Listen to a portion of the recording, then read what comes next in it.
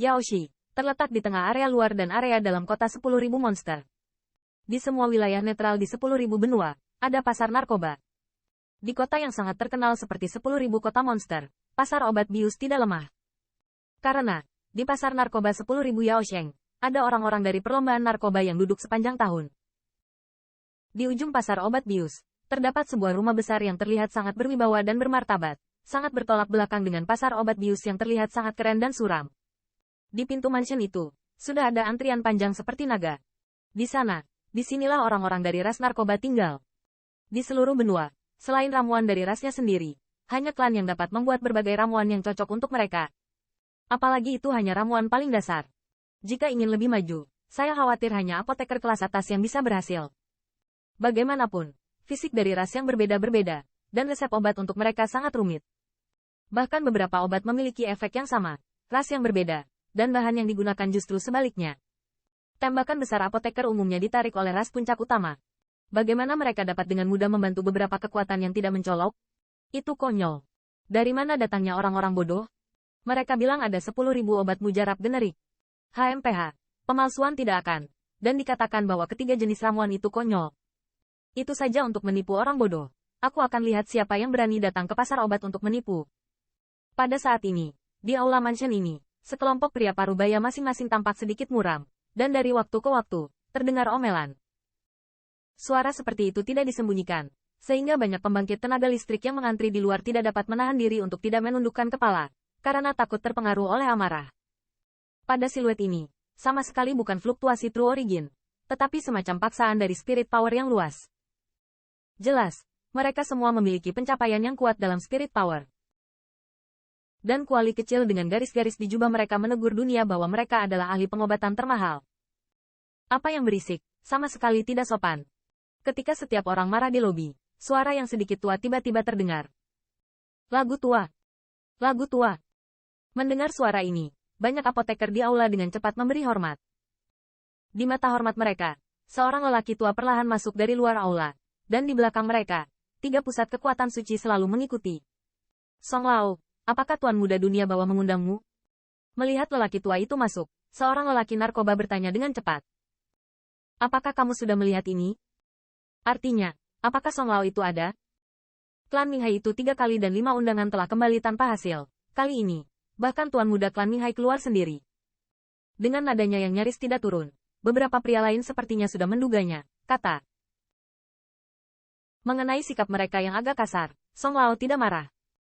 Meski di mata orang asing apoteker mereka sombong dan sulit diakses, namun kemampuan reproduksi mereka sangat buruk dan populasi mereka selalu sedikit. Orang-orang sangat bersatu dan intim.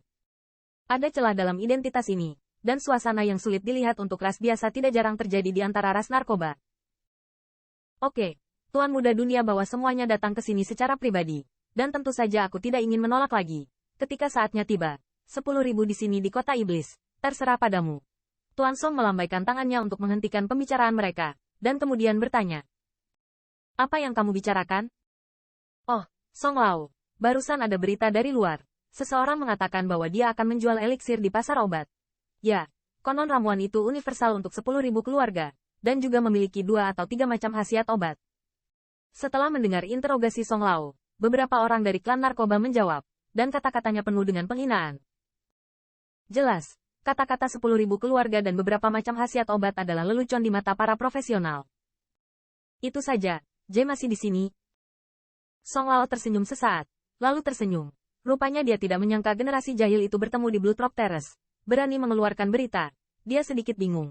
Bagaimana bocah itu kembali setelah pergi, bisakah dia datang keluar dengan aman? Tidak bisakah ada yang membuka wajahnya? Lagu selalu direncanakan. Baiklah, biarkan Jie pergi besok untuk membersihkan generasi bodoh yang bermain trik dan curang. Metodenya sedikit lebih sulit. Ada cahaya yang parah di mata Song Lao, berkata dengan ringan. Ya, aku akan memberitahumu. Di bawah desas-desus yang kacau, hari berikutnya segera tiba. Meskipun kebanyakan orang tidak percaya bagaimana 10.000 obat mujarab generik ada dalam legenda, masih banyak orang yang memegang semua jenis psikologi untuk diolok-olok. Pasar obat asli jarang penduduknya. Jika bukan karena keberadaan klan narkoba, saya khawatir tidak ada tempat seperti itu sama sekali. Pasar narkoba saat ini adalah masa lalu. Melihat keluar, jalanan penuh dengan siluet. Halo, bukankah kamu pergi ke Blue Rock Terrace kemarin? Pesan itu benar atau salah? Saya terpisah cukup jauh pada saat itu, dan situasi spesifiknya tidak jelas. Namun, saya melihat Lisan terluka parah. Setelah meminum obat mujarab, waktu yang dibutuhkan untuk membakar satu batang dupa, Kung Fu akan memulihkan sebagian besar lukanya. Benar-benar palsu. Bukannya mereka telah berkolusi sejak lama? Apakah mereka sengaja bertindak? Ya, tidak sulit berpura-pura terluka parah dengan tubuh Jin Rache. Dalam kerumunan besar, dari waktu ke waktu, suara bisikan terdengar, dan sebagian besar dari kata-kata itu memiliki mentalitas yang mempertanyakan.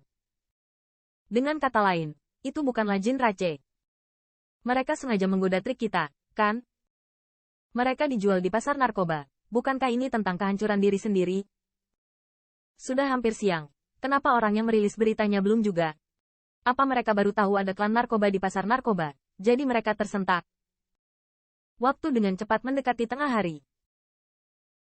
Dengan penantian ini, banyak pembangkit tenaga listrik mulai tidak sabar. Jika bukan karena keraguan di hati dan psikologi optimis, saya khawatir orang-orang di dalam akan meninggalkan sebagian besar dari mereka.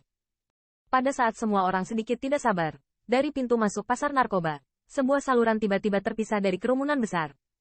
Di sana, Lisan, Xiang Linzi, dan yang lainnya memimpin seluruh kelompok menuju kedalaman Yaoshi. Di tengah kerumunan, ada seorang pemuda yang terlihat sangat muda. Di hadapan tatapan yang tak terhitung jumlahnya dan beberapa seringai, dia selalu membawa sentuhan senyuman. Berjalan di jalan yang menganggur, seolah-olah semua yang ada di sekitarnya itu tidak ada hubungannya dengan dia.